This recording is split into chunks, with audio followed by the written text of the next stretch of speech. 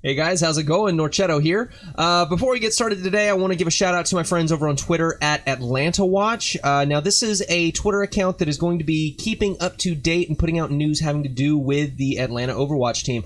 It's going to be a lot like the content I'm doing, but they're going to be a lot more up to date, a lot quicker to get information out. So I highly recommend subscribing to them. I'm going to put a link in the comments. So subscribe to those guys. When news breaks, you'll probably hear it from them first, and then come back over to me and check it out. We'll break it down. So today's video is based on a job posting that was put on Indeed.com. Now, for those that don't know, Indeed is a job board where employers can put up jobs that they are looking for prospective employees for, and employees or people looking for jobs can put up their resumes. This was a job posting put out by Atlanta Esports Ventures for a marketing and communications manager.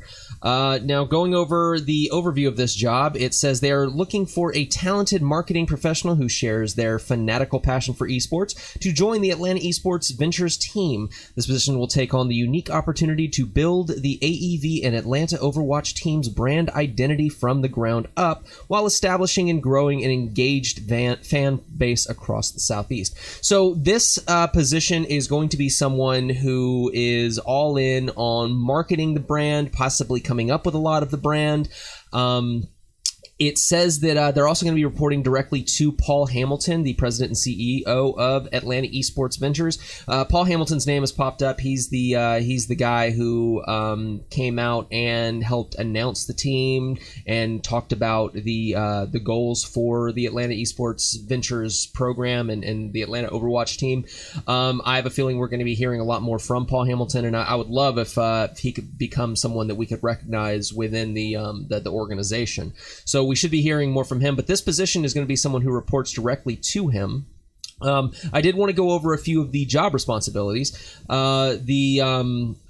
Responsibilities start with overall marketing and branding strategy. It says they want to develop comprehensive marketing and branding strategy to introduce the Atlanta Overwatch League team to the community and generate excitement heading into Atlanta's first season. Develop short and long-term plans and budgets for marketing programs and monitor progress and evaluate performance. Support the development and rollout of all branding, including the name, colors, and logo for the Atlanta Overwatch League team.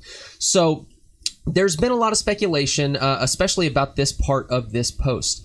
Now, if you guys want to follow along, I am going to put a link to this in the description. But a lot of people are worried that this means that they haven't come up with anything yet. There is no name, there are no colors, there are no logos.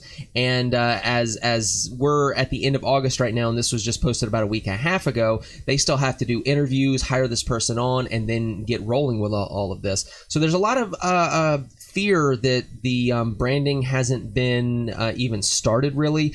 I read this a little bit differently. I read this as there's a potential that the idea or concept for the team is already there, and this person is going to get hired on to take that idea and develop a way to market it and roll it out. It says support the development and rollout of all branding, including name, colors, and logos. I'm hoping, and what I'm thinking is it's leaning more into the development of the marketing strategy and the rolling out of the branding, not necessarily coming up with everything from scratch. One thing that I noticed about this job posting is it's a lot on one person. Beyond the branding strategy and marketing, they want this person to be a copywriter. So copy is generally any written correspondence you hear from the organization. So letters to sponsors, statements put out by the team if anything comes up that they need to speak on, emails, business letters, things like that.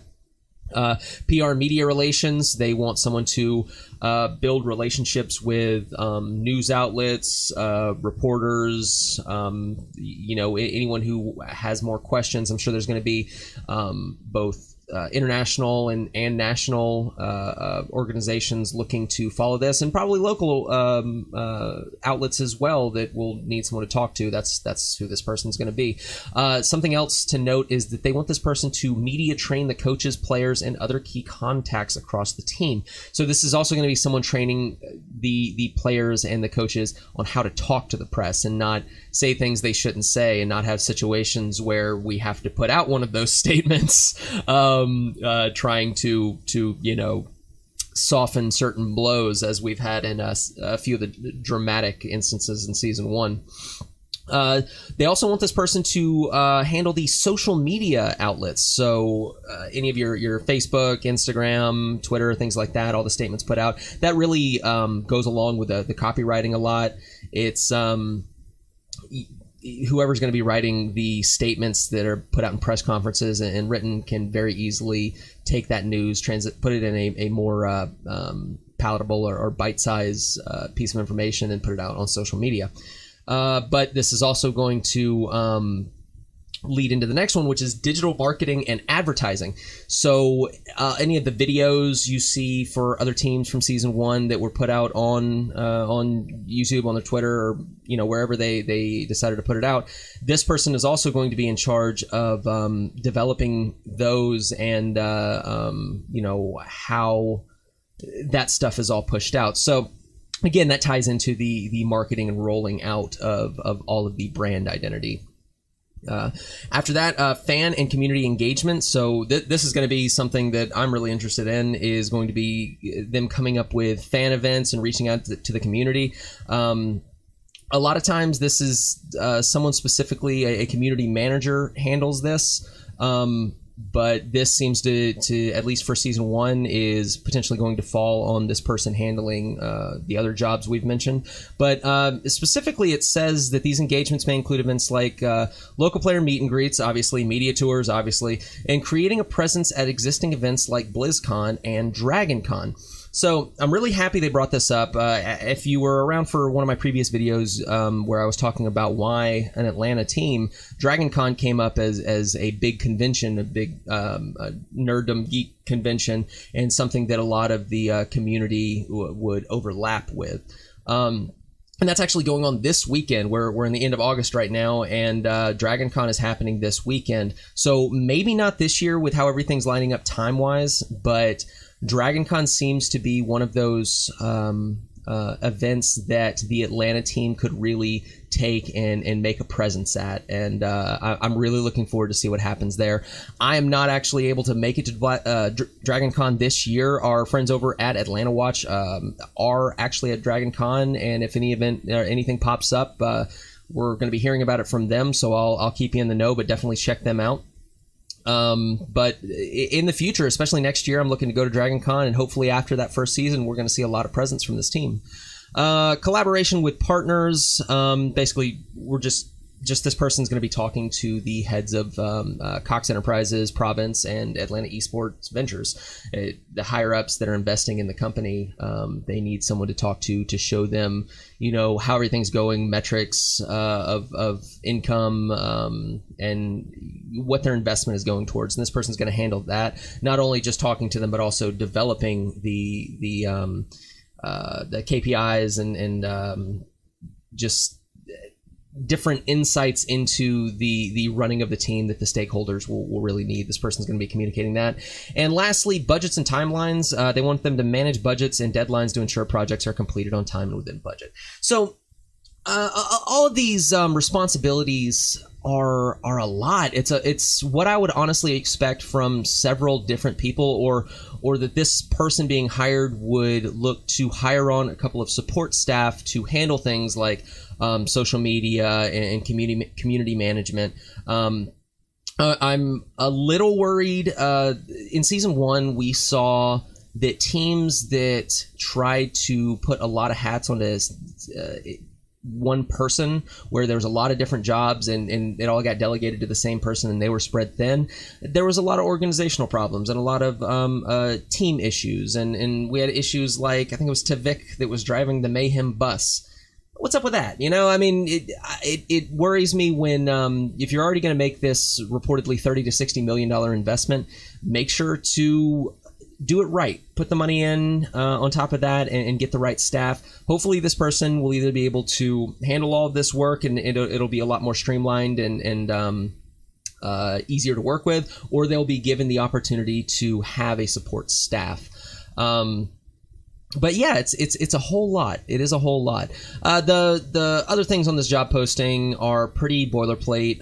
The requirements are going to be a bachelor's degree in marketing, PR, communications, or related field, 5 to 7 years of experience, exceptional writing, editing, proofreading skills, things you would want from someone being a marketing and communications manager, a degree in marketing or communications, experience in marketing and communications, the ability to write and communicate with the people you're going to need to write to and communicate with, and then well organized, able to prioritize, self-starter. They're going to need to be independent and to get this stuff taken care of.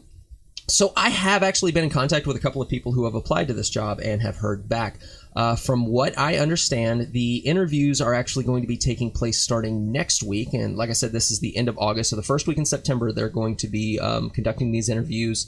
And I expect that they would have someone in mind and maybe hired by the following week, at which point I'm sure that they are going to immediately jump into this idea for rollout.